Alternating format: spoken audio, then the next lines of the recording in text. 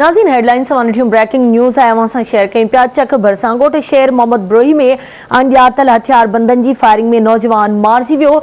मक़तूल जी सुञाणप ॻोठ दड़ो वासी crane machine driver Farid Brohi तौर थी आहे।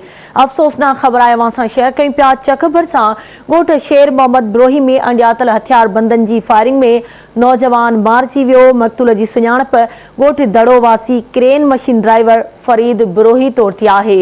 एक भेरो ॿीहर नासिन के आगाह कई पिया चक भरसां ॻोठ शेर मोहम्मद ब्रोही में अणॼातल हथियारबंदनि जी फायरिंग में नौजवान मारिजी वियो।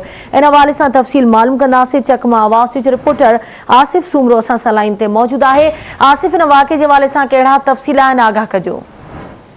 जी बिल्कुल, मां तव्हांखे ॿुधाईं थो हलां त रुस्तम शहर ॿाहिरां ब्रोही बिरादरीअ जे नौजवान खे नामालूम हथियारबंद गोलियूं हणी क़तल करे विया आहिनि। नौजवान जी सुञाणप शिकारपुर भरसां जे ॻोठ Shahwasi crane machine driver Farid Brohi कई वई आहे। मां तव्हांखे ॿुधाईं थो हलां त नौजवान रुस्तम शहर ॿाहिरां ईदगाह वटि एजाज़ महर जे प्लाट जी सप्लाई करे रहियो हो त हथियारबंद गोलियूं हणी विया आहिनि। ज़रियनि खे मालूम थियो आहे प्लाट तकरारी हो। प्लाट ते एजाज़ महर जो पंहिंजे ई बिरादरीअ जे मोहम्मद बख्श महर सां जहिड़ो हलंदड़ हो।